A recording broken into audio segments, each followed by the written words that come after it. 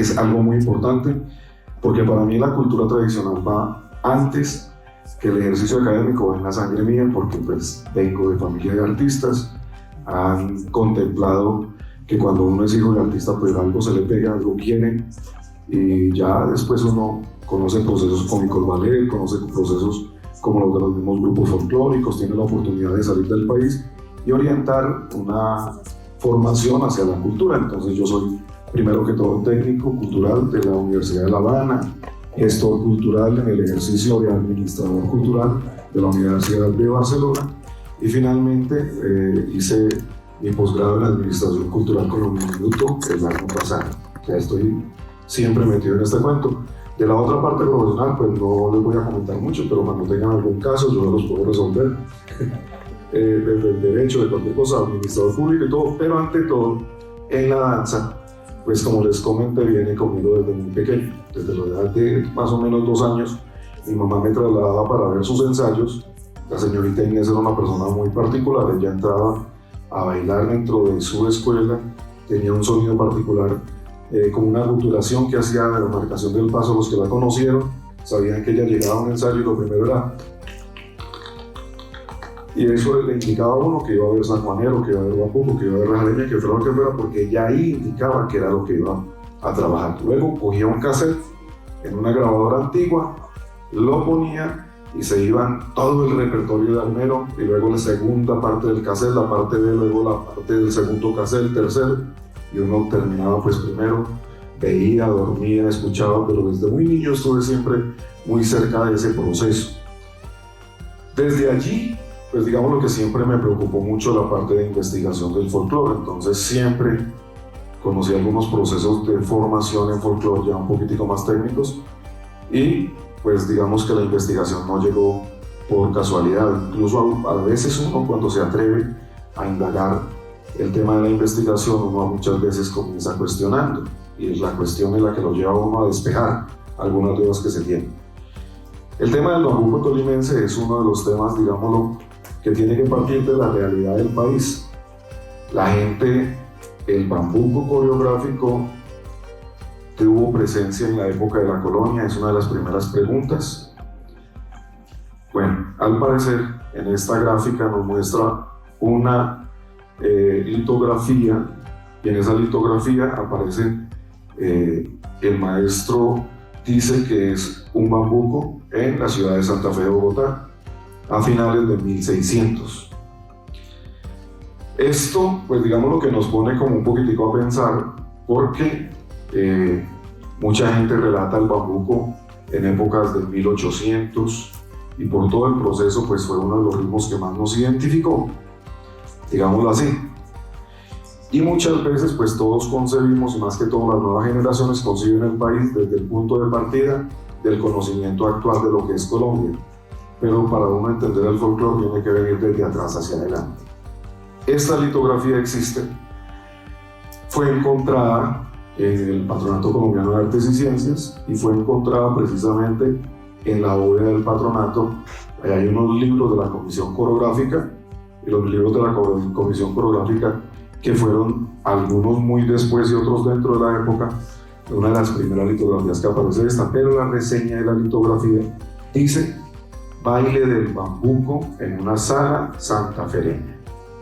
El ambiente parece ser más un ambiente como casi europeo, con violines, con otro tipo de instrumentos, flautines. Bueno, no sé si hasta la vihuela de pronto en ese tema, pero ahí es donde viene la primera parte. Entonces, orígenes y etimología. ¿Yo por qué les voy a hablar de esas dos tesis de la etimología? La primera de ellas la nombra el padre de quien consideramos es el autor del Compendio General del Folclore, y que se le dice que él era una de las personas más investigadoras, era el antropólogo y sociólogo Guillermo Abadía Morales. Y él decía que había un río en África que se llamaba precisamente Bambuc, y que de allí provenía el nombre del bambuco. Bueno, esa es una de las tesis originales e iniciales. Y luego dicen, ya uno de los historiadores, digámoslo, más contemporáneos, él relaciona que bambuco viene de la herencia quechua, y que Wampum-Pucó era esa palabra que decía que era una vasija de canoa y que determinaba que de allí venía la palabra bambuco. Bueno, esto en cuanto a la forma y a la característica, lo que todo el mundo conocía y lo que todos los departamentos compartimos en común. Cada departamento de la región andina tiene presencia del bambuco, pero escúchenme algo que yo creo que puede ser una reflexión muy válida. En las grandes salas, Colombia siempre tuvo como unas familias de élite, ¿no es cierto? Y esas familias compartían, y unas podían vivir en la costa y otras podían vivir en el interior, pero entre ellos compartían lo que en ese momento iba pasando, tanto lo extranjero como lo foráneo. Pero le vamos a dar a la otra diapositiva. Yo quiero que comencemos a analizar esto. En ese momento, en la época de la colonia, el Tolima todavía pertenecía a lo que era el Perú. ¿Por qué va a pertenecer al Perú? Porque en ese momento no existía todavía el virreinato de la Nueva Granada. Cuando esta parte ocurre, muchas de las provincias y relacionan las fiestas del San Juan y del San Pedro relacionadas con la división geográfica peruana. Y precisamente esto que ustedes ven allí sobre la provincia de Mariquita y la provincia de Neiva, que hacía en ese entonces la provincia de Mariquita parte del gobierno de Perú, aparecían todos esos territorios que eran aledaños y que fueron segregados de la provincia de Cundinamarca porque estaban al lado del río Magdalena y era casi difícil ser controlada desde Bogotá. Este de todas maneras era un paso obligado por los españoles para llegar a Santa Fe, pero la provincia de Mariquita se creó con el fin de ser como el banco o el fuerte donde se custodiaba la riqueza extraída de los indígenas. La parte que ven ustedes del río hacia arriba y la parte que ven hacia abajo, lo que divide la provincia de Mariquita con la de Neiva, era la parte insegura. La parte de abajo nunca fue colonizada ni conquistada, por eso los indígenas Natagaimas y Collaimas hoy en día fueron siempre indígenas libertos, nunca fueron sometidos al yugo porque eran razas bravías, peleaban, bueno, ellos nunca se dejaron colonizar como tal. En la siguiente diapositiva, aquí, entonces encontramos la provincia de Mariquita.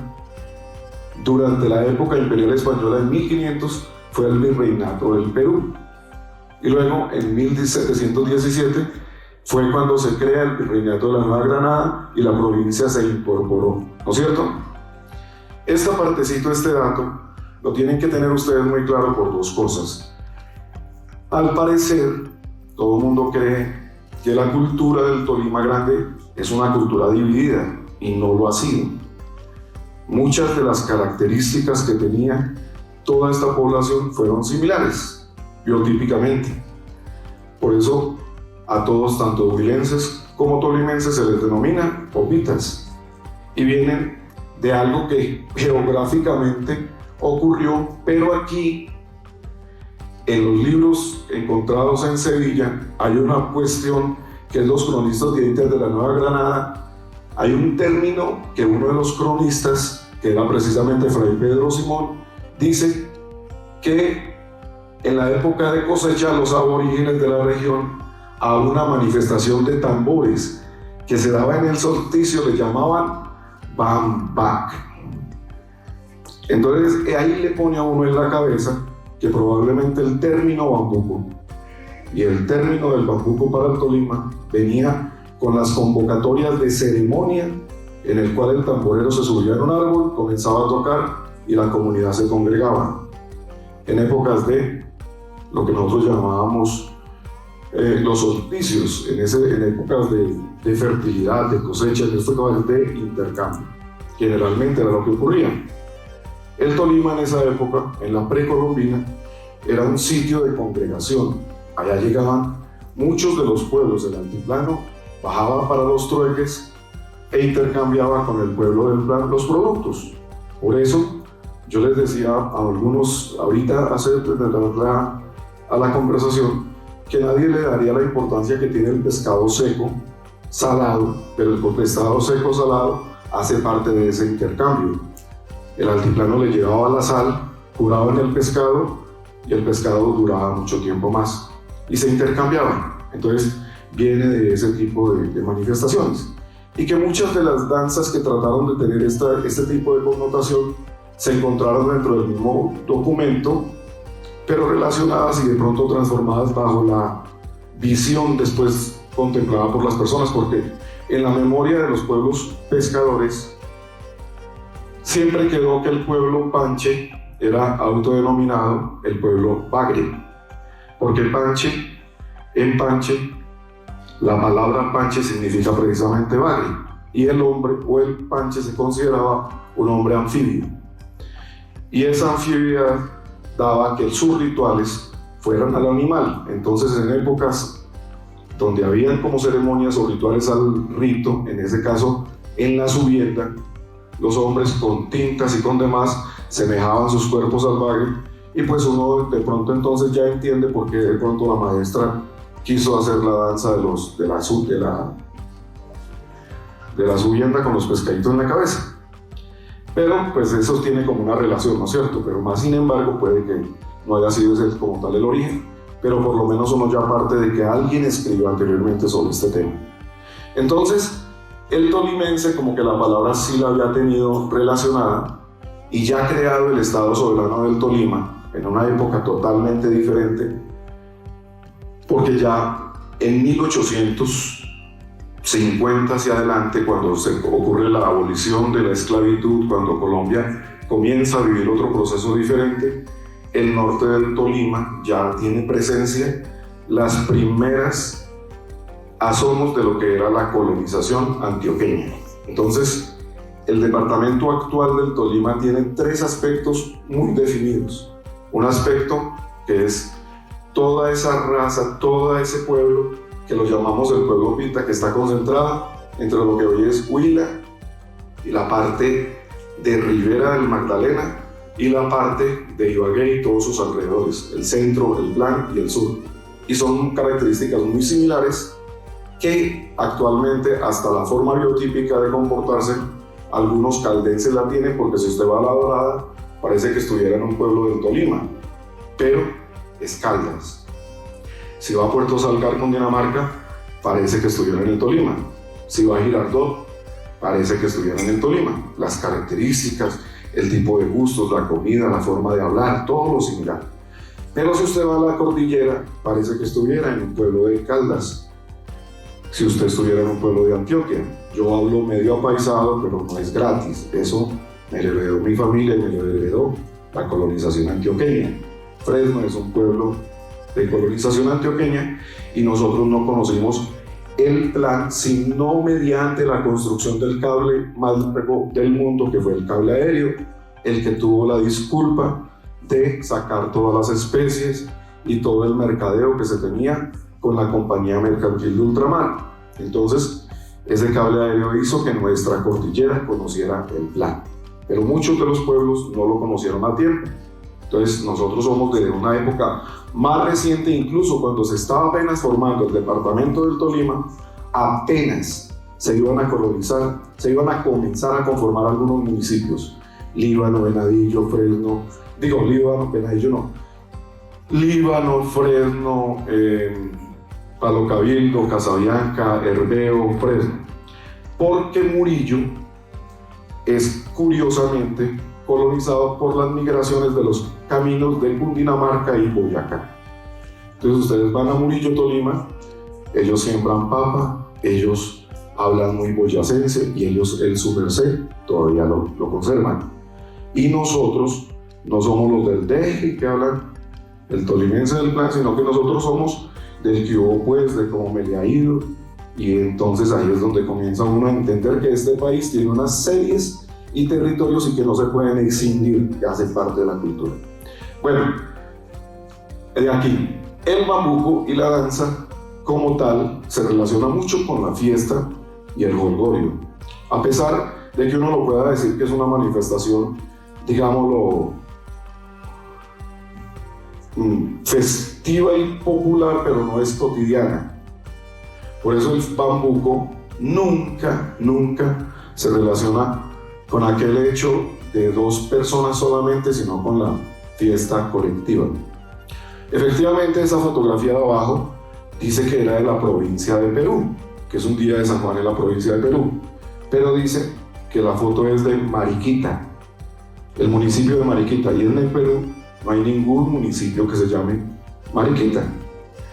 Entonces, por la ambigüedad, se sobreentendía que se hablaba de la provincia de Mariquita, que en ese momento pertenecía a el virreinato del Perú.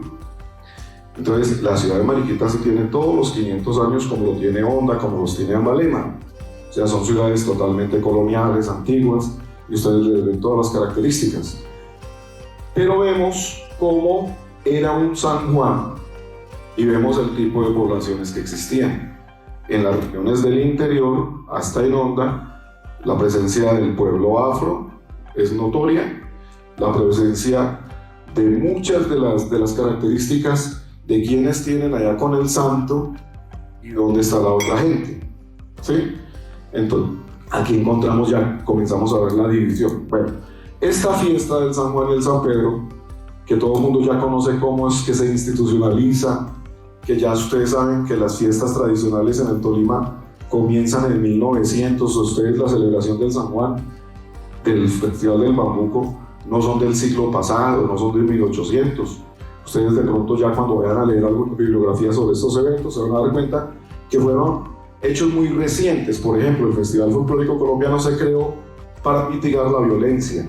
En ese momento andábamos en una guerra civil, no se hablaban liberales con conservadores, era la guerra bipartidista, y deciden un grupo de personas, por Adriano Trivi Piedradita, en crear la fiesta del Festival Folclórico para limar asperezas y para que esa violencia no exista. Ese tipo de fiesta en ese entonces no tenía el colorido que todo el mundo ve hoy. Y en ese caso igual le pasó a Neiva, que desde esa época, más o menos, pues digamos lo que vienen celebrando, pero todo obedece a que en esa fecha en la antigüedad, como lo leen ustedes bien allá, hubo unos actos administrativos de virreinato donde le decía: celébrense la fiesta del San Juan y encomiéndese a los diferentes gremios a que elaboren las diferentes comparsas, danzas y alusiones. Estas primeras danzas, como bien lo indicaba yo anteriormente, eran más tipo de campo abierto, eran danzas de corifeo, era danza con el personaje que dirigía la forma, y por eso ustedes conocen una danza en el Tolima que aún guarda un capitán, como lo es los matachines. Entonces los matachines como comparsa tienen un capitán adelante y él indica 3 vueltas de cambio, culebra, caña, y todos agarran y van y la hacen. De esa manera se realizaban las diferentes comparsas en esta época y se daban precisamente por esta manifestación. ¿Cómo se mostraba todo tipo de comparsa? Entonces le damos a la siguiente diapositiva y vamos a hablar de la memoria inédita para poder abordar el tema. La memoria inédita no es más que poderle reconocer a la tradición oral esa verdad histórica que no puede ser confundida a lo que los coreógrafos hoy en dicen. Nadie tiene la verdad absoluta. No, la historia es verdad absoluta. La historia no se puede cambiar. Que la cuente desde una parte oficial o desde una parte extraoficial es diferente. Para nosotros Bolívar es un personaje, para los españoles es otro personaje. Para nosotros muchos de los hechos los vemos de acuerdo a la conveniencia política, que eso ha existido, pero la historia ha sido una y es inamovible y cambiable, y por tanto nosotros no podemos llegar a decir que el hecho histórico no fue así. Entonces, cuando se iniciaron las primeras fiestas, por favor le damos adelante, entonces fue precisamente esto que en la fiesta de la colonia, como símbolo, los 10 días de jura o jolgorio, fue que inicia la celebración rural para el San Juan y urbana para el San Pedro. Y efectivamente le damos a la otra diapositiva, Bueno, ahí me encuentran a mí bailando el bambuco, y le decimos el bambuco porque la señorita Inés Rojas Luna decía que era el bambuco crudo calentano, pero ella se refería al rajaleña, no se refería al bambuco. Ahí me conocen, les los presento, Edison Franco y la hermana mía, una coreografía de sanjuanero tolimense presentada por la señorita Inés Rojas Luna. Y así de guapito me hacía vestir, pero yo no lo sentía que fuera obligado. Yo lo sentía como algo mío, muy mío, muy mío. Y esa fotografía ha sido ampliamente difundida. Muchos no sabían que era yo, pero bueno, ahí se los presento. Desde muy niño bailo bambuco, bailo rajaleña, bailo caña, bailo guabina, pero siempre he tratado de ser honesto con decirles cómo lo bailo. Entonces en ese momento yo le comentaba a la bailarina que el primer baile, cuando esto me lo montaron en los ensayos, nos presentaron en armero, y uno cuando niño utilizaba pantaloncito corto.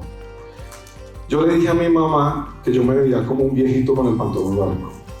Mi mamá no me puso cuidado, y cuando ya me llamaron a bailar, pues yo me había cambiado el corto por el largo y bailé el sanjuanero con el pantalón corto.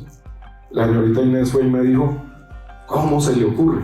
Pues yo le dije, pues, me sentía mal, pero después ya me convenció de que era el traje, que era el atuendo, que era el vestuario, y le comenzamos a tener un poquitico más de respeto al tema.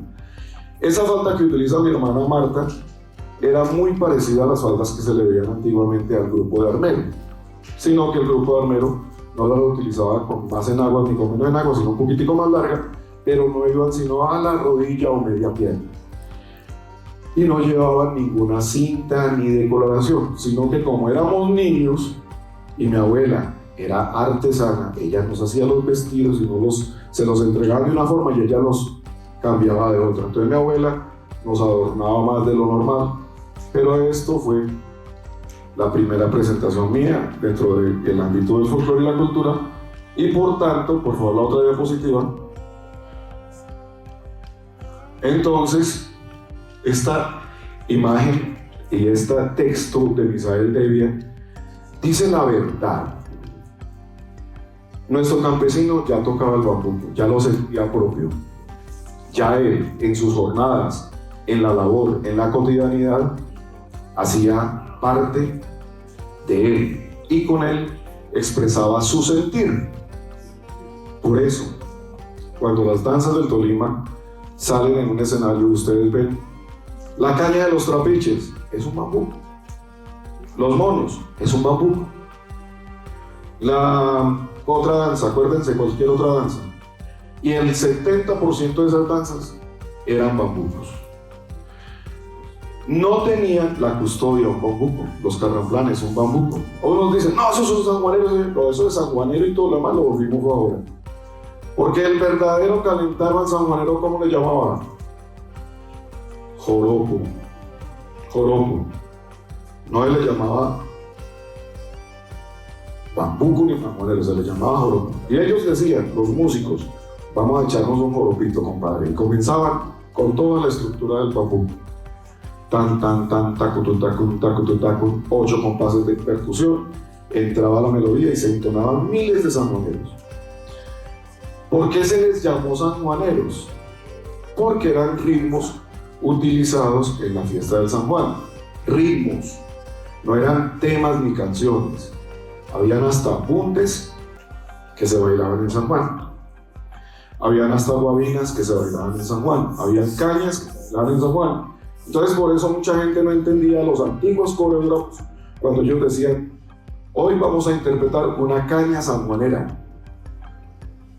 Ah, bueno, que es el ritmo de cantalicio que se descubrió, pero eso no fue ningún descubrimiento, sino que a un ritmo indígena le hicieron melodías y ya, y tienen un autor predeterminado, pero antes lo que había era el ritmo. Pero si en San Juan salía la comparsa de matachines, bailaba la caña, bailaba el bambuco, bailaba todo. Entonces, en algún momento hay un eslabón perdido, no la sabemos, pero el pueblo tolimense siempre bailó su bambuco tradicional, su bambuco viejo, su bambuco crudo, como le llamaba la señorita Inés. Ya ese tema, pues entonces ella, y pues que veníamos en la conversación porque la gente aquí viene con la segunda parte. ¿Cuál es la diferencia entre el rajaleña y el bambuco? El verdadero único cambio en el toque de tambora es un parche y una madera al tiempo en la cocama, no más. Ese es el único cambio. Que si es coplado, que si tiene estribillo, también los bambucos son coplados y tienen estribillos, pero no dejan de ser bambucos. Tacututakun, kun, ese kun allá, pero es el mismo bambuco. Cuando los músicos eruditos llegan al Tolima, llegan porque son muchos los que llegaron al Tolima. ¿Por qué llegaron? Bueno, esta segunda frase. Mire la parte primera.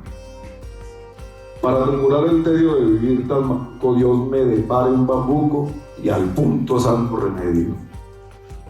Esas coplas, era la ilustración que tenía el campesino. El bambuco tuvo finalidades, miles.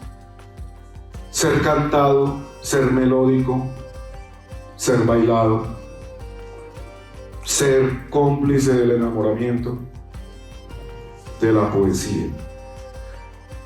La mujer, cuando se describe el territorio del sanjuanero, la mujer usa una sola rosa en el cabello y la pone en su trenza al lado izquierdo.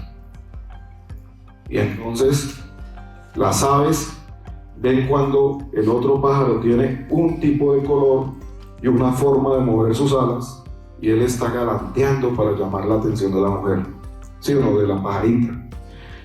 La mujer está mostrando su soltería y está sintiéndose hermosa, galanteando. Por eso el sanjuanero, y por eso en época de San Juan, la gente se preparaba a salir, a llegar, a hacer una romería, a hacer un rito en el San Juan, pero el rito terminaba también en el amor, porque muchos de los compromisos, y en ese entonces muchos de los nacimientos, iban 9 meses después del San Juan.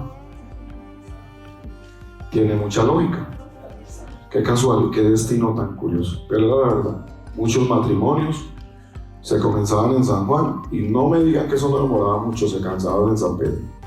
Entonces en San Pedro había procesión de reinas, de matrimonios y de primeras comuniones, porque no dejaba de ser una fiesta sacra, a la que nosotros le dimos el elemento o el entorno profano, ¿ya? Entonces nosotros lo bailamos hoy en día porque bailamos, pero la verdad, si la verdad escénica fuera tan verdad real, pues las ofrendas también se podrían bailar en San Juan y no en el Corpus, ¿sí? Pero eso hace parte ya de otra discusión diferente en la cual no me quiero meter para que no tengamos tantos problemas. Hasta ahorita quedamos de amiguitos. El San Juan y el Tolima siempre tuvo esa realidad del bambuco acompañándolo en todo lugar, en toda parte. Y sus coreografías iban manejadas. Devolvámonos un poquito atrás, otro poquito atrás. Pongamos ese video.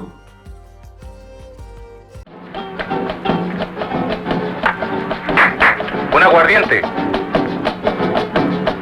Los hermanos y mis primos me tienen aborrecido, me tienen aborrecido. Oye, morena, me tienen aborrecido. ¿Por qué no les traigo leña? ¿Por qué no les traigo leña? Del palo que no ha nacido, del palo que no ha nacido.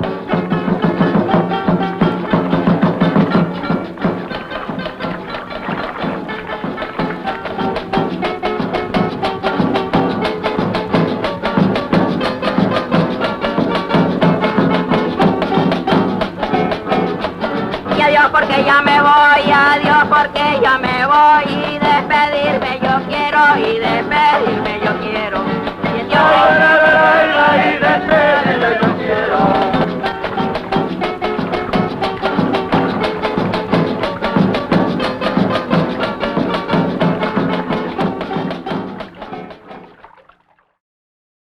Aborrecido, me tienen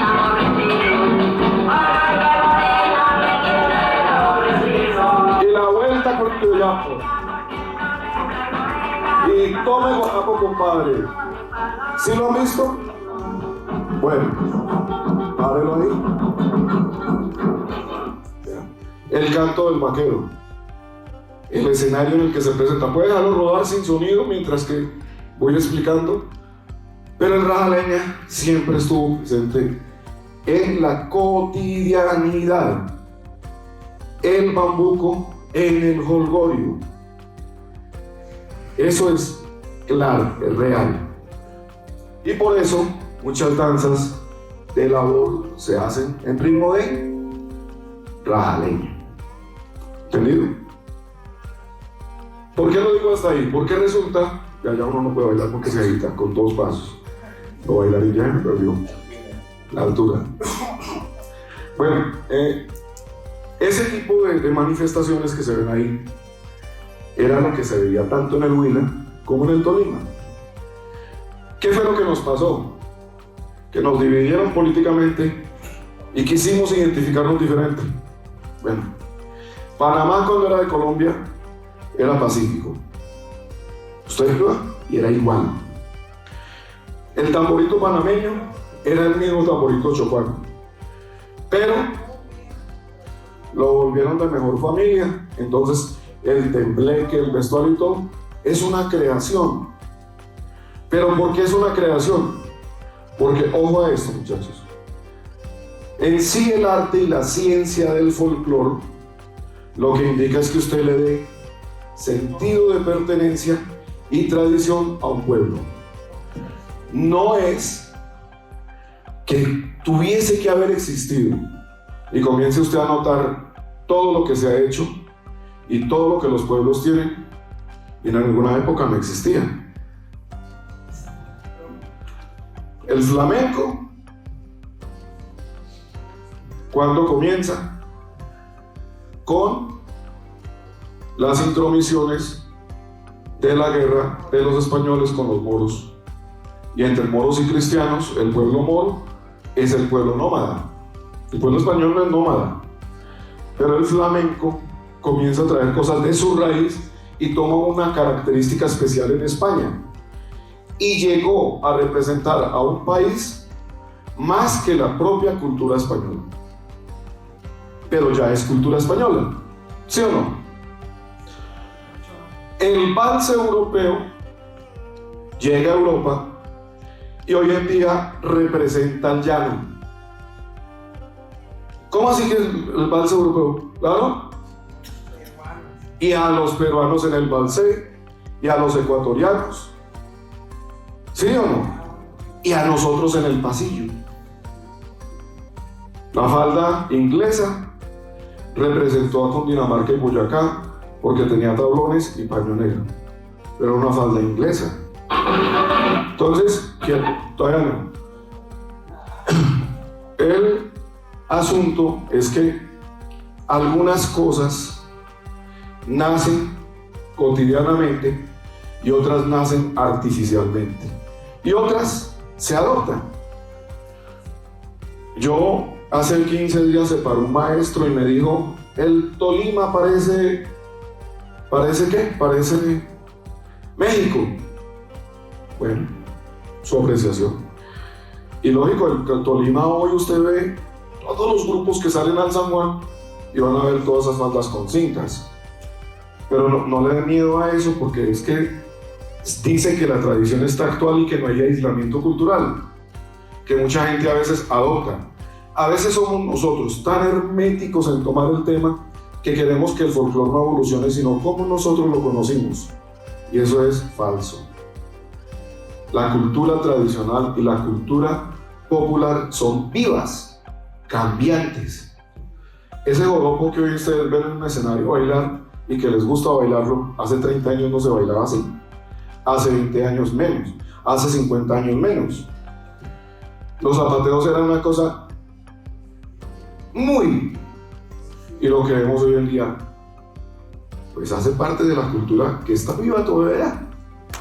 Ellos bailan su joropo en sus discotecas, ellos lo escuchan a diario.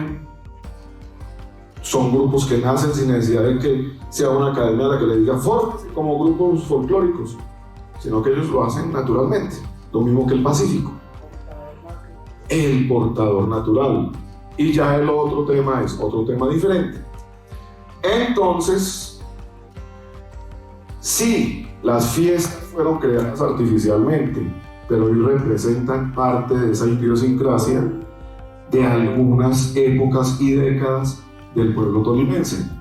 Nunca fue como se vio, pero sí se veía más verdad. En esas fiestas convergían verdaderos portadores y bailadores de bambucos fiesteros y de bambucos tradicionales y de comparsas tradicionales. Suéltala, maestro.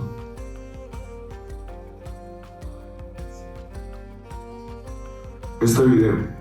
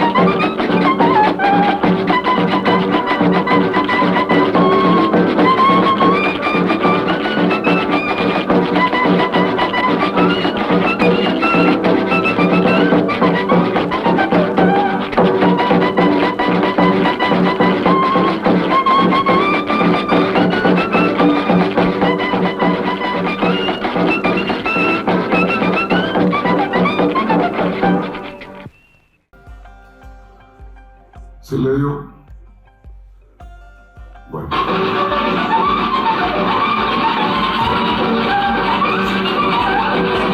Comienzos del festival. Comparsas.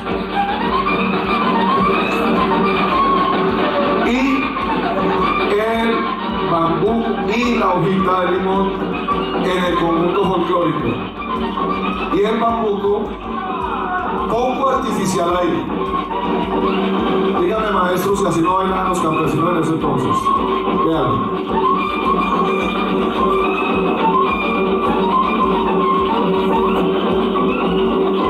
Alberto Londoño con este paso y lo vuelve técnico. ¿Sí? Pero véanlo, ahí está. Miren qué forma tan natural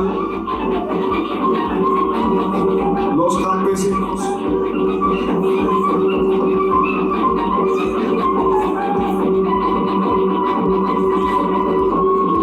y ahora vea qué belleza.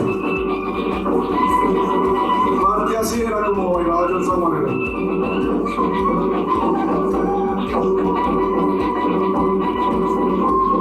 Ustedes en la presencia de fotografías actuales hasta ahí. Ya no lo puedo mostrar, el rasgatierra, el recoge tierra, el raspacanillas, todo lo que los demás decían. Entonces miren ustedes que sí había referentes, sí hubo referentes, sí hubo perfectamente para que la realidad coreográfica no fuera precisamente este tipo de cosas. Pero, muchachos, son aportes de las personas y uno tiene que entenderlo. El peligro es que uno le llame a eso lo tradicional, que algún día se vuelva tradicional. Ahí sí, como Sofía una vez dijo, si no cumple 100 no es tradicional. Yo lo diría diferente: si no vive un proceso social definido de una comunidad, no tiempo, no identificaría esa época. A nosotros, cada época nos representa. Cuando hay guerra, nos escondemos. ¿Sí o no? Jugamos cumplir, 1, 2, 3 por usted. Y vemos cosas que son impresionantes. Cuando no hay guerra, cambia la situación. La coreografía le ha pasado lo mismo. Al actor también le ha pasado lo mismo. Entonces, todo el mundo piensa, entre las fiestas del Tolima Grande, la fiesta más tradicional no era ni el Festival Folclórico ni el Reinado del Bambuco. El maestro sabe que hay un bambuco, un origen del bambuco huilense, donde Jorge Villamil con la bailarina española se paran y hacen un bailecito ahí y todo lo demás, y él se le arrodilla y ella y luego llega una maestra de ballet e incorpora una coreografía, incorpora su trabajo. Pero si nosotros le hablamos a la gente cómo se hacen las cosas, pues lo van a entender, es como una clasificación. Nosotros no somos tan organizados como los cubanos, que los cubanos tienen bien clasificado el folclore. Nosotros lo metemos todo en una sola tómbola y lo que salga. Y le decimos folclore, ¿sí o no? Bueno, el pecado es ignorar cosas. El pecado no es decirle, bueno, es que esta muestra la hacemos porque estéticamente nos parece bien, porque se ve muy bella, pero así no bailaba nuestro campesino. Esto lo hizo una profesora de ballet para que le hiciéramos con esto y nosotros dentro de la práctica vamos a hacer esto, ¿sí? Pero antes de llevarlo a un proceso como esos, hay que mostrar el proceso real. Yo siempre trato de que los alumnos vean este tipo de realidades. Incluso yo alguna vez, hace muy poquito tiempo, para no delatar la edad, iba donde Sofía y hablábamos y documentábamos y hacíamos de todo. Yo, antes de que el maestro me conociera y yo lo conociera a él, yo ya lo conocía porque yo había conseguido videos de él. Trabajo de campo de muy joven y un trabajo admirable, maestro. Yo siempre siento admiración por su trabajo. Y él nació viejo, no, era un trabajo así. Pero pues, le cuento, maestro, este material es más viejito y me tocó conseguirlo pues gracias a que yo estuve, y es el pecado, porque todo ese material existe y debería estar a la mano de la gente. Ese material existe en las bóvedas del patronato.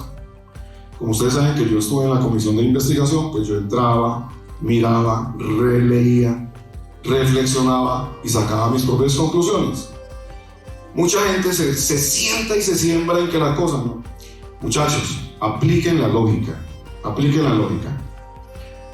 Si el asunto se presenta actualmente, es cultura popular, ¿sí o no? De la época postcontemporánea. El reggaetón, manifestación dancística urbana, postcontemporánea. Bueno, si existe en una época antes, entre 1950, moderna, entre 1800 y 1950, republicana, poscolonial, colonial. Pero entonces ahí es donde uno entiende. Le vamos a enseñar a todos los niños cómo eran las danzas de Boyacá. Sale la carranga del maestro Jorge Velosa. Esa manifestación es moderna y debería estar ilustrada modernamente. Cómo se vestía un campesino moderno. El alpargata ya no lo usaba. No es el tema, use la alpargata porque es el traje, pero si él no está haciendo folclore, él está haciendo una manifestación moderna, use lo que se usaba modernamente. Sería así. Eso sería lo honesto y lo lógico. Lo ilógico es el sancocho aquel, ¿no es cierto? Y la carranga colonial. La carranga colonial. Y por eso yo atrevidamente mostré una ilustración de lo que le llamaban un bambuco en una litografía.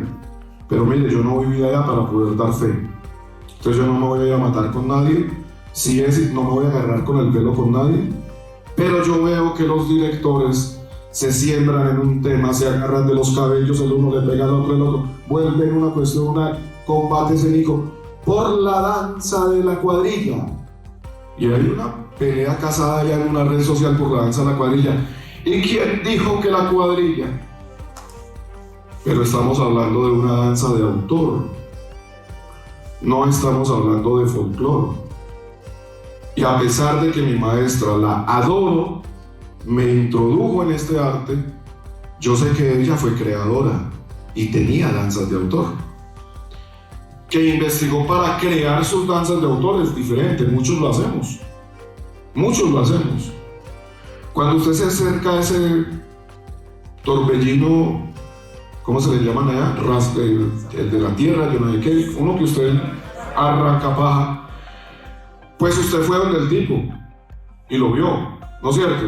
Ese es su argumento y usted lo documenta y usted lo vio en un momento de la época de la historia de la vida.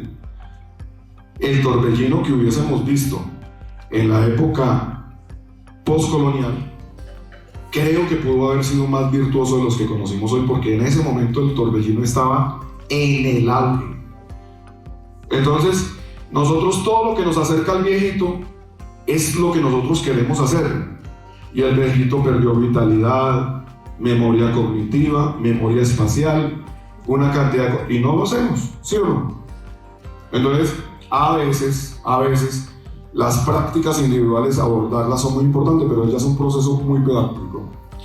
El sanjuanero es el tema conflicto para muchas personas, el sanjuanero huilense y el sanjuanero tolimense, pero despreocúpese, que ya dijimos la primera parte, el sanjuanero era cualquier tema, no tanto un ritmo, sino que después, con el tiempo, le determina el ritmo de sanjuanero a lo que se conocía como joropo sanjuanero o joropo en el llano del Tolima.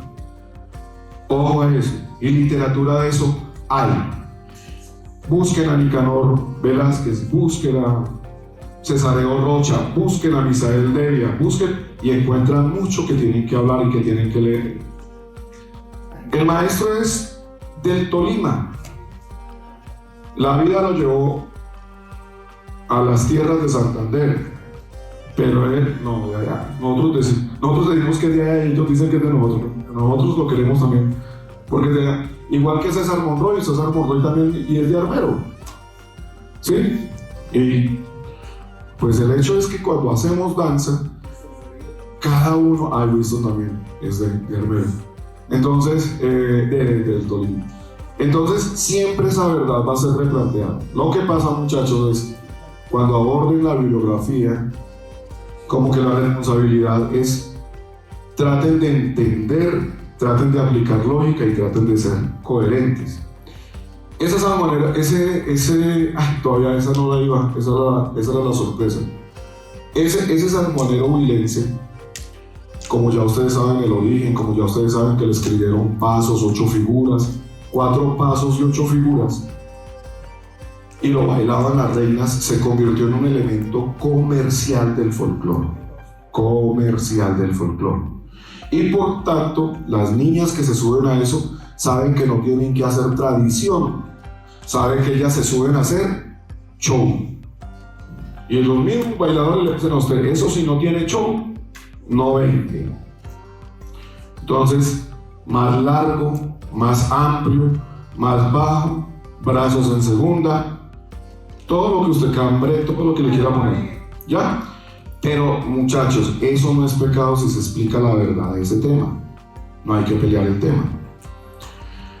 Bueno, entonces, y el sanjuanero tolimense, que es la coreografía conflictiva en este momento en el departamento, es porque, hagamos de cuenta que, hagamos un supuesto, el maestro Jacinto Jaramillo quiso realizar una coreografía que identificara al país. Entonces quiso ponerle unos pasitos del sur, otros del Amazonas, otros de los llanos, otros de la costa atlántica y otros de la región andina. Y sacó el sanjuanero multicultural. Digamos que eso es una mentira, no se va a ofender maestro porque eso es... Pero es como para ponerle el tema. La maestra Inés, los biotipos culturales del sur del Tolima, como bien lo hicieron, los representa el rajaleña. Y el bambuco del río Magdalena, imagínense ustedes un pescador de Honda o de Ambalema escuchando un bambuco tradicional. Ellos no vivían temporalmente y no hacían lo mismo. Estos hacían bambuco, estos hacían rajaleña. Entonces, suácate, figuras del bambuco, figuras del rajaleña, sanjuanero tolimense el contrabandista. Actor, la maestra. Y ella lo hizo sanamente por identificar, pero si usted estudia el tema juiciosamente, es muy complicado ir a desarrollar el trabajo, y como todo el mundo la quiere y como fue un ser realmente especial y espectacular al que muchos quisimos en el Tolima, pues no le desmentíamos, no le decíamos nada, simplemente uno lo tomaba como era y lo bailaba. Y se inaugura la coreografía del sanjuanero en Noches de Colombia. Pero acá no vuelve otra vez a cansarse de eso. De esta figura hecha por los bailarines en esa época,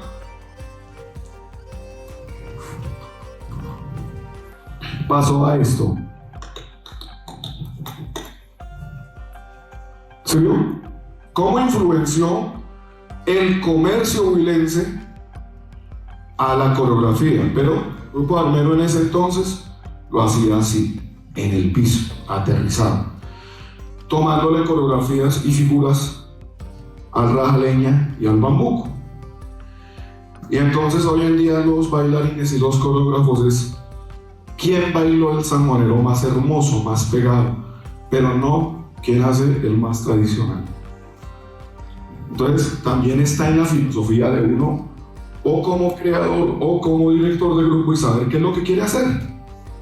La cosa puede salir muy bonita, bueno, pero ahí es la complejidad que ustedes tienen con los concursos, porque el concurso pues pide algo inmediato y usted quiere llegar a tramar al que esté como jurado. Y si él le dice a usted, ellos para bailar ese sanjuanero se ponían una trenza y en vez de cintas le ponían calceta de plátano. ¿Saben todas las peladas con la calceta de plátano así? La trenza así. ¿Sí? La flor ya parece un centro de mesa y la calceta de plátano así. Y entonces, todo eso, pero ya es criterio de la persona. Entonces, como bien lo dijimos, el sanjuanero, como tal, no es solamente el contrabandista. Existen muchos sanjuaneros que están hechos en la misma estructura de ese sanjuanero tolimense, ¿sí? Que musicalmente es un bambuco. Ahí le dicen bambuco rajaleña. Musicalmente es un bambuco, porque cuando se toca no cumple las características del rajaleña, cumple las características del bambuco cantado del Tolima, como existen muchos bambucos cantados, bambucos canciones. Y se volvió ícono, así como se volvió ícono el sanjuanero huilense. Y viene el tercer tema por el cual se despelucan, pelean, ruedan, lo que sea. Maestro, regáleme la otra diapositiva. Miren, esta es la fiesta legalmente más antigua del país, del interior del país, de Tolima. La ordenanza fue en 1881. La ordenanza del Festival Folclórico en Ibagué fue en el siglo XIX. La ordenanza de este alcalde, de don Timoteo, fue precisamente para cumplir ese mandato real que había dado en 1550 el virrey, y que le decía que se celebrara las fiestas. Pero aquí todo el mundo conoce lo que pasó con las fiestas del Espinal, que las fiestas del Espinal iniciaron siendo unas fiestas multiculturales, donde predominó mucho más la tauromaquia, la cantidad de cosas, y llegaron las famosas corralejas, y la gente tenía más ese sentido. Pero gracias a esta fiesta, la gente, hay un movimiento musical muy importante en el Tolima, que fue el que lideraron Lucena, bueno, los primeros instructores y compositores de bambucos fiesteros. Los primeros, porque no fueron solamente Emilio Sierra ni Milciades Garavito. Mucho antes ya había bambucos fiesteros. Y mucho antes habían las bandas. Tiempo. Un minuto. Bueno. Entonces les voy a contar así rápido. Entonces esta gente hace esta fiesta, la suspenden diferentes veces, la interrumpen muchas veces, porque había una guerra civil, paremos, volvemos y hacemos fiesta, había otro tipo de cosas, volvemos y así, se fue parando, pero generalmente se hizo. Cuando Milciades Garavito llega al Espinal, ve el jolgorio. Ahora, conozco mucho la vida de Milciades Garavito porque en algún punto y parentesco somos. Y entonces, mi mamá era parte de los Huilar, por allá lejitos. Y en el Fresno nace Milciades y se conoce con Inés, Milciades Garavito Sierra se conoce con Inés Huilar y se casan en el Fresno y nacen algunos de los hijos. Otros en Honda, otros en Cundinamarca, y el pobre hombre le tocaba ser director de orquesta en varias partes. Pero en el Espinal existe una historia muy bella, la cual yo, dentro de las memorias que traigo de refuerzo, ustedes deberían de leer, y es cómo se fundamenta y se forma ese movimiento de banda que le da origen a los bambucos fiesteros. Y el bambuco fiestero era una realidad pero el bambuco fiestero era más como lo que vimos en el video de los niños. No era lo que hoy en día hacen, ¿sí? Que es la coreógrafa que hace unas propuestas, pero el problema es que le dicen a la gente, si no lo hace así, usted no está haciendo San Pedro en el Espinal. Miren, muchachos, yo aceptaría. Vieron el intérprete del bambuco y vieron que era un bambuco fiestero y estaba tocado por una cucamba. ¿Y cuál era el instrumento de viento? Una hojita. ¿Y cuándo fue? 1900, comenzando el festival. Entonces, hay cosas y formas musicales que uno se atreve como a juzgar. Muchachos, información sí hay. El mensaje del bambuco del Tolima hace parte de nuestra identidad, pero también, como somos parte de la identidad, también hace parte también de ese fenómeno comercial y también hace parte de ese fenómeno de espectacularización que existe. Pero, ¿cuál es el error? Que una persona le diga, ¿usted por qué va a bailar ese bambuco fiesta? Si a fulano de tal me lo enseñan así. Entonces, ¿cómo creo yo esa sustentación del trabajo? ¿Cómo realmente yo voy a seguir? ¿O voy a seguir pidiendo copias? ¿O voy a seguir pidiendo música? ¿Y voy a seguir viendo YouTube para montar las coreografías? ¿O me puedo ir acercando al campo? Hay muy poco que queda, pero todavía queda por existir, ¿no? Por ver. Pero lo último, muchachos, en la producción dancística nacional existe el fenómeno que analizábamos ahora, y es que las personas, no tengo que bailar, voy a ir a investigar. La gente de Bogotá monta en bus urbano y baila pasillo. Bailemos la danza del bus urbano en ritmo de pasillo. Todo el mundo allá y el otro le ve, ¿ya? Entonces, ojo, eso puede ser parte de lo que la gente hace, porque no estoy muy salido de la realidad, pero es lo que se está viendo. Pero para nosotros, nuestro bambuco está anclado, por favor la que sigue, en la realidad, en la danza del campesino y en el vivir cotidiano. Muchas gracias.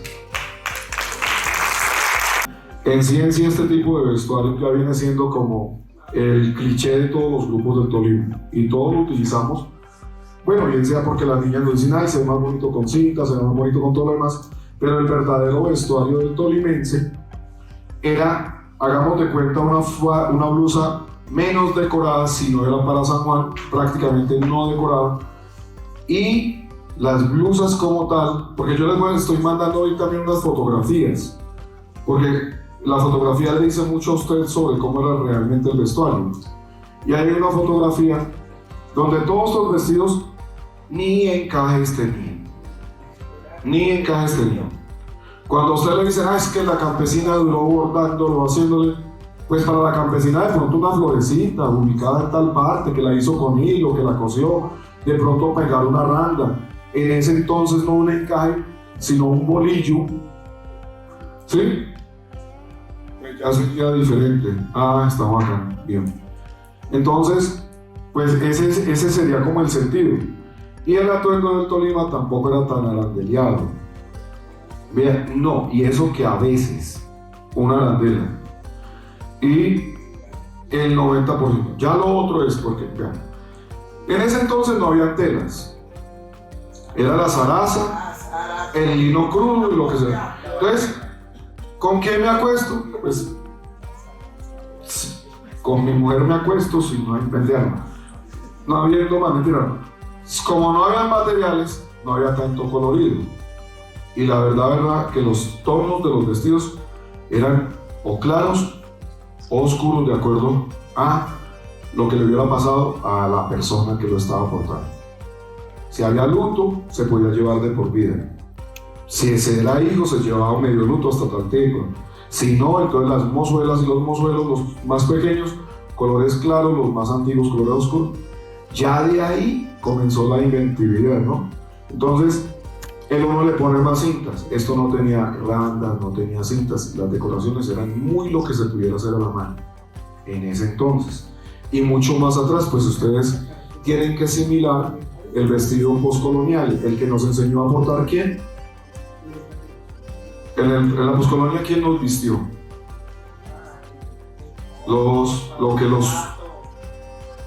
No, en la poscolonia. Sí, nos vistió lo que nos quedaba de los españoles, cómo nos querían ver, si éramos empleados, ¿ya? Y un brazo atrás era como, ¿vieron las casas de los humilladeros? ¿Sí? Que usted como empleado tenía que pasar ahí agachado y sus brazos atrás. Eso era la sumisión que se tenía y por eso se conserva. Entonces muchos de esos elementos que pueden ser visuales y que la gente no entiende. Y el pañuelo era libertad. El movimiento del pañuelo en bambuco es libertad. El movimiento del pañuelo en bambuco es resistencia cultural porque el criollo se identificó con el bambuco para no seguir escuchando músicas europeas.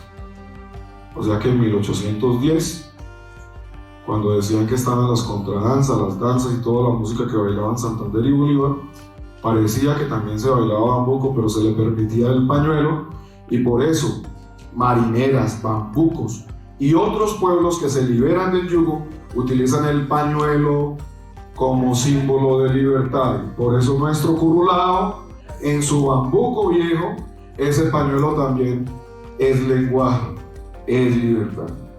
Porque el pañuelo como tal solo se podía llevar puesto. ¿Cómo lo utilizaba quién? Carlos V. Las grandes pañuelos del rabo gallo era por el respeto a la corona. Recuerden que había una historia de León y de Castilla en ese entonces, que por ejemplo una de las danzas más antiguas del Tolima, que la gente casi no la referenciaba, que era la danza de los leones. Todo el mundo el que la veía, pero ¿cuál es león ahí en el Tolima? ¿Pero por qué bailar yo no sé qué? Y la señorita Cristina se echaba los años haciendo las uñas de los leones para que en el Corpus Christi saliera y con esas uñas armar la custodia, pero eso venía desde la época de los caney, del negocio de los españoles, y eran danzas o comparsas instauradas desde León y el Castillo. La representación de León, el día del Corpus Christi, era la danza de los leones. Ojalá la conozcan y ojalá la vean, y con el respeto con el que la veía uno cuando lo interpretaba la señorita Cristina Rojas en el balón. Muchas gracias y ahora sí los dejamos. No podemos verla porque no nos queda tiempo. Íbamos a bailar, pero más adelante. ¿Mañana? No, mañana en el taller. ¿Listo? Porque ya por el tiempo. Porque es que el maestro ya me ha hecho, yo le comprendo a él el tema. No, mañana les bailamos, hacemos el taller con las 4 figuritas. No, bueno, hagamos una cosita cortica. Vamos a hacer simplemente como usted. ¿Por qué yo quería mostrar esta partecita? Porque es que les voy a mostrar que esto era como más o menos hace 10 años se hacía, y le voy a comentar cómo lo están haciendo hoy en día los niños de Ibagué sin que ningún profesor los ponga a bailar. Hagan los cuadros del bambuco. Por ejemplo, por decir este paso, que son como los formatos de los directores que van a bailar. ¿Ah? Listo. Estos cuadros, eso es pura geometría que. ¿Listo? Acá, ya. Cuando quieran. A nosotros en ese entonces el bambuco no nos permitían levantar la punta. Nosotros el bambuco lo hacíamos con el talón plano y nos decían como ejercicio las señoritas que utilizábamos los dedos de Dionisio para que no subiéramos la media punta del pie, del talón. Ahora, quietos ahí. Entonces, en Ibagué le hacen un bambuco que se para así. Los niños, los jóvenes, todo el mundo. Los invito a las fiestas de Ibagué, comienzan a mirar grupos y ya va en ese formato. No sé cómo analizarlo, pero no lo puedo entrar a criticar. No lo puedo poner ni en el ridículo de las cosas, pero lo vi y me dejó aterrado porque son cosas que ni siquiera los bailarines están haciendo. Pero parece ser que lo que estamos difundiendo, si no unificamos unos criterios, se nos va a seguir convirtiendo en algo que no vamos a conocer, que lo vimos pasar y que no nos dimos cuenta ni cómo fue que ocurrió. Entonces, esto que se hacía hace 20 años, el 90% de las escuelas, pues es lo que hoy más o menos vemos dentro de esas producciones antiguas. Y si ustedes van a ver ya el sombrero en el espinal que hacen hoy, la chica termina en un cambre que tiene que coger el sombrero al parejo, pero ya es un cambre total, una extensión total. Ya no era disimularlo, ya es hacerlo. Ese tipo de técnica incorporada. Entonces, habrá que pensar cómo crear un taller para saber sobre la aplicación de la técnica en la danza y cuál es la técnica folclórica. Maestros, aquí yo me encuentro de personalidades que sé que han escrito mucho sobre el tema, pero Dios quiera que el nuevo documento que salga se dirija hacia eso que va, que no ha dejado que la danza contemple una realidad como sí se ha podido hacer en otros países.